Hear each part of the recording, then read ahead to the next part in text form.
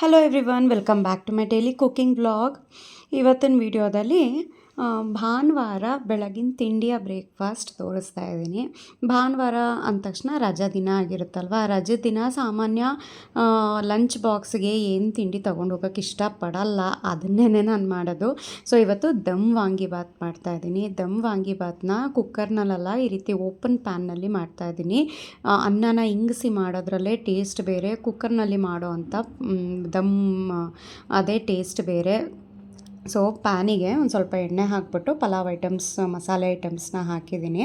ಅಂದರೆ ಪಲಾವ್ ಎಲೆ, ಚಕ್ಕೆ, ಲವಂಗ, ಏಲಕ್ಕಿ, ಮರಾಠ ಮೊಗ್ಗು, ಅನಾನಸ್ ಹೂವು, ಜೀರಿಗೆ ಇವಿಷ್ಟನ್ನು ಹಾಕಿ ಸ್ವಲ್ಪ ಏಲಕ್ಕಿನೂ ಹಾಕಿಬಿಟ್ಟು, ಈರುಳ್ಳಿ ಮತ್ತು ಪುದೀನ ಸೊಪ್ಪು ಒಂದು ಹಿಡಿ ಅದನ್ನು ಸ್ವಲ್ಪ ಹಾಕಿಬಿಟ್ಟು, ಇವಾಗ ಹಸಿ ಬಟಾಣಿ ಸೀಸನ್ ಆಗಿರೋದ್ರಿಂದ 1 kg ಆಗೋಷ್ಟು ಹಸಿ ಬಟಾಣಿನ ತಂದು ಬಿಡಿಸಿ ಫ್ರೀಝರ್ನಲ್ಲಿ ಸ್ಟೋರ್ ಮಾಡಿ ಇಟ್ಕೊಂಡಿದ್ದೀನಿ. ಅದನ್ನು ಒಂದು 3 ಹಿಡಿ ಆಗೋಷ್ಟು ಹಸಿ ಬಟಾಣಿ ಹಾಕಿದ್ದೀನಿ. ಇವಿಷ್ಟು ಈರುಳ್ಳಿ ಸ್ವಲ್ಪ ಚೆನ್ನಾಗಿ ಫ್ರೈ ಆಗಬೇಕು. ಹಾಗಾಗಿ ಲಿಡ್ನ ಕ್ಲೋಸ್ ಮಾಡಿ ಒಂದು 2 to 3 ಮಿನಿಟ್ಸ್ ಈರುಳ್ಳಿ ಸ್ವಲ್ಪ ಸಾಫ್ಟ್ ಆದ ನಂತರ ಇದಕ್ಕೆ ಒಂದು 2 ಅಥವಾ 1.5 ಟೀ ಚಮಚ ಆಗೋಷ್ಟು ಶುಂಠಿ ಬೆಳ್ಳುಳ್ಳಿ ಪೇಸ್ಟನ್ನು ಹಾಕಿಬಿಟ್ಟು, ಸಣ್ಣದಾಗಿ ಬದನೆಕಾಯಿ ಕಟ್ ಮಾಡ್ಕೊಂಡಿದ್ದೀನಿ ನಾನು. ಬೇಕಾದರೆ ನೀವು ಉದ್ದುದಕ್ಕಾದರೂ ಕಟ್ ಮಾಡ್ಕೋಬೋದು. ಸಾಮಾನ್ಯ ಉದ್ದುದಕ್ಕೆ ಕಟ್ ಮಾಡಿ ಹಾಕಿದ್ರೆ ನಮ್ಮ ಮನೇಲಿ ತೆಗೆದಿಡ್ತಾರೆ ಸೈಡ್ನಲ್ಲಿ. ಹಾಗಾಗಿ ಒಂದೇ ಒಂದು ಬದನೆಕಾಯಿ, ಅದಕ್ಕಿಂತ ಜಾಸ್ತಿ ಹಾಕಲ್ಲ ನಾನು ವಾಂಗಿಬಾತಿಗೆ. ಯಾಕೆಂದರೆ ತುಂಬ ಬದನೆಕಾಯಿ ಜಾಸ್ತಿ ಹಾಕಿದ್ರೂ ದಮ್ ವಾಂಗಿಬಾತ್ ಚೆನ್ನಾಗಾಗಲ್ಲ. ಅದ್ರ ಜೊತೆಗೇ ಒಂದೇ ಒಂದು ಟೊಮ್ಯಾಟೊ ಅಥವಾ 1-2 ಟೊಮ್ಯಾಟೊ ಸಣ್ಣದಾದರೆ ಅದನ್ನು ಸಹ ಹಾಕಿಬಿಟ್ಟು ಚೆನ್ನಾಗಿ ಮಿಕ್ಸ್ ಮಾಡಿ ಒಂದು ಸ್ವಲ್ಪ ಬದನೆಕಾಯಿ ಬೇಯೋವರೆಗೂ ಲಿಡ್ನ ಕ್ಲೋಸ್ ಮಾಡಿ ಇಟ್ಟಿದ್ದೀನಿ. ಚೆನ್ನಾಗಿ ಬದನೆಕಾಯಿ ಮತ್ತು ಟೊಮ್ಯಾಟೊ ಎಲ್ಲ ಬೆಂದಿದ್ದಾದ ನಂತರ ನೀವಿಲ್ಲಿ ವಾಂಗಿಬಾತ್ ಪೌಡರ್ ಆದರೂ ಹಾಕೋಬೋದು, ಮನೆಯಲ್ಲಿ ಮಾಡಿರೋವಂಥ ಸಾಂಬಾರು ಪುಡಿನಾದರೂ ಸಹ ಹಾಕೋಬೋದು. ನಾನು ಮನೆಯಲ್ಲಿ ಮಾಡಿರೋವಂಥ ವಾಂಗಿಬಾತ್ ಪೌಡರು 1 ಚಮಚ ಹಾಕಿದ್ದೀನಿ. ಜೊತೆಗೆ ಸಾಂಬಾರು ಪುಡಿ ಒಂದು ಅರ್ಧ ಚಮಚ ಆಗೋಷ್ಟು ಹಾಕಿದ್ದೀನಿ. ಎರಡನ್ನೂ ಮಿಕ್ಸ್ ಮಾಡಿ ಹಾಕಿದ್ರೆ ಚೆನ್ನಾಗಿ ಟೇಸ್ಟ್ ಬರುತ್ತೆ. ಅದನ್ನು ಮಿಕ್ಸ್ ಮಾಡಿದ ನಂತರ 4 ಟೇಬಲ್ ಸ್ಪೂನ್ ಆಗುವಷ್ಟು ಗಟ್ಟಿ ಮೊಸರನ್ನು ಸಹ ಹಾಕಿಬಿಟ್ಟು ನೀಟಾಗಿ ಮಿಕ್ಸ್ ಮಾಡಿ ಸೈಡಲ್ಲೆಲ್ಲ ಸ್ವಲ್ಪ ಎಣ್ಣೆ ಬಿಟ್ಕೊಳ್ಳೋವರೆಗೆ ಲೋ ಫ್ಲೇಮ್ ಮಾಡಿಬಿಟ್ಟು ಬಿಡಬೇಕು. ಮೊಸರು ಬದಲಿಗೆ ನೀವು ಹಾಲನ್ನಾದರೂ ಸಹ ನೀರು ಜೊತೆಗೆ ಹಾಲನ್ನು ಹಾಕೋಬೋದು. ನಾನಿಲ್ಲಿ ಮೊಸರನ್ನು ಹಾಕಿದ್ದೀನಿ. ಸೊ ನೋಡಿ, ಇಲ್ಲಿ ಚೆನ್ನಾಗಿ ಅಂದರೆ ಖಾರ ಎಲ್ಲ ಚೆನ್ನಾಗಿ ಬೆಂದಿದೆ, ಸೈಡಲ್ಲೆಲ್ಲ ಎಣ್ಣೆ ಬಿಟ್ಕೊಂಡು ಬಂದಿದೆ. ಇವಾಗ ಒಂದು ಸಲ ಈ ರೀತಿ ನೀಟಾಗಿ ಮಿಕ್ಸ್ ಮಾಡಿಬಿಟ್ಟು 4 ಲೋಟ ಆಗೋಷ್ಟು ಅಥವಾ 4 ಕಪ್ ಆಗೋಷ್ಟು ನೀರನ್ನು ಸೇರಿಸ್ತಾ ಇದ್ದೀನಿ.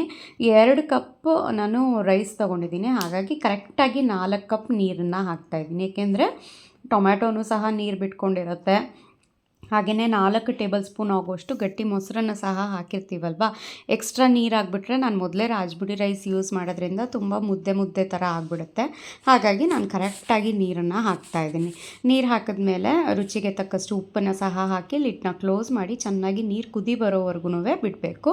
ನೀರು ಚೆನ್ನಾಗಿ ಕುದಿ ಬಂದಾದ ನಂತರ ತೊಳೆದಿಟ್ಕೊಂಡಿರೋವಂಥ ಅಕ್ಕಿ 2 ಕಪ್ಪನ್ನ ಹಾಕಿ ಒಂದು ಸ್ವಲ್ಪ ಕೊತ್ತಂಬರಿ ಸೊಪ್ಪನ್ನು ಸಹ ಹಾಕಿಬಿಟ್ಟು ನೀಟಾಗಿ ಮಿಕ್ಸ್ ಮಾಡಿ ಮತ್ತೆ ಲಿಡ್ನ ಕ್ಲೋಸ್ ಮಾಡಿಬಿಟ್ಟು ಒಂದು 70 to 75% ಅದು ಬೇಯೋವರೆಗೆ ಹಾಗೇ ಬಿಡಬೇಕು.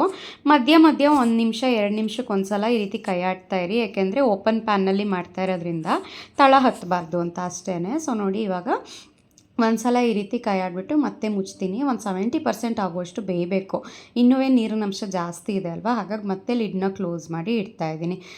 ಇವಾಗ ನೋಡಿ, ಒಂದು 70 to 75% ಆಗುವಷ್ಟು ಚೆನ್ನಾಗಿ ಬೆಂದಿದೆ, ಅಕ್ಕಿ ಅರಳ್ಕೊಂಡಿದೆ, ನೀರಿನ ಪ್ರಮಾಣವೂ ಸ್ವಲ್ಪ ಕಡಿಮೆ ಆಗಿದೆ. ಇವಾಗ ಯಾವುದಾದ್ರೂ ಒಂದು ಹಳೇ ತವಾನ ಇಟ್ಬಿಟ್ಟು ಹೈ ಫ್ಲೇಮ್ ಮಾಡಿ ಒಂದು 5 ನಿಮಿಷ ಬಿಡಿ.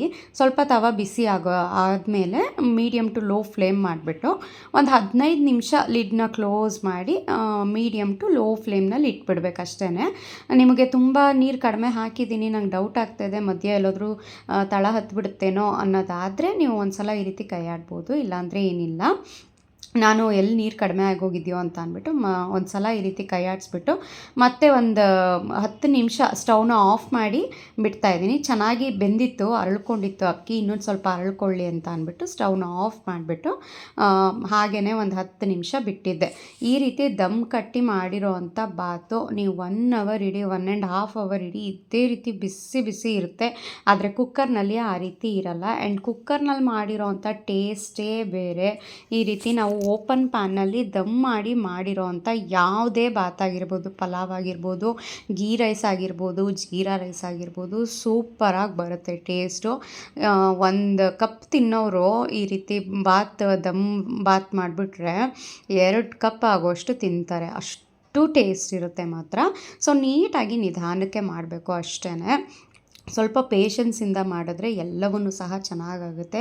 ಈವನ್ ಬದನೇಕಾಯಿ ತಿನ್ನದೇ ಇದ್ದವ್ರೂ ಸಹ ಈ ರೀತಿ ಮಾಡಿಕೊಟ್ರೆ ಎರಡೆರಡು ಸಲ ಹಾಕಿಸ್ಕೊಂಡು ತಿಂತಾರೆ. ಸೊ ನೋಡಿ, ಇಲ್ಲಿ ಬದನೇಕಾಯಿ ಸಣ್ಣ ಸಣ್ಣದಾಗಿ ಕಟ್ ಮಾಡಿರೋದ್ರಿಂದ ಈ ಬದನೇಕಾಯಿನೂ ಹಾಕಿದೆ ಅನ್ನೋದೇ ಗೊತ್ತಾಗಲ್ಲ. ಆ್ಯಂಡ್ ಜಾಸ್ತಿನೂ ಹಾಕಬಾರ್ದು. ನಾನು ಹೇಳ್ದಾಗೆ ಇಷ್ಟು ದಮ್ ವಾಂಗಿಬಾತ್ಗೆ ಜಸ್ಟ್ ಒಂದು ಬದನೇಕಾಯಿ ಸಾಕಾಗುತ್ತೆ. ಜೊತೆಗೆ ಮೊಸರು ಗೊಜ್ಜು ಮಾಡಿದ್ದೆ. ಟೇಸ್ಟ್ ಮಾತ್ರ ಅಲ್ಟಿಮೇಟ್ ಆಗಿತ್ತು. ನೀವು ಸಹ ಟ್ರೈ ಮಾಡಿ. ಯಾವಾಗಲೂ ಗೊಜ್ಜನ್ನ ಕಲಸಿ ವಾಂಗಿಬಾತ್ ಮಾಡ್ತಾನೆ ಇರ್ತೀರ. ನಮ್ಮ ಮನೆಯಲ್ಲಿ ಅದು ಯಾರಿಗೂ ಇಷ್ಟ ಆಗಲ್ಲ, ಏನಕ್ಕೆ ಅಂತ ಗೊತ್ತಿಲ್ಲ. ಈ ರೀತಿ ದಮ್ ಮಾಡಿ ವಾಂಗಿಬಾತ್ ಮಾಡಿದ್ರು ಅಂತೂ ಮಧ್ಯಾಹ್ನಕ್ಕೂ ಆಗುವಷ್ಟೇ ಮಾಡ್ತೀನಿ ನಾನು, ಯಾಕೆಂದರೆ ಅಷ್ಟು ರುಚಿಯಾಗಿರುತ್ತೆ. ನೀವು ಸಹ ಟ್ರೈ ಮಾಡಿ ಕಮೆಂಟ್ ಮಾಡಿ ತಿಳಿಸಿ.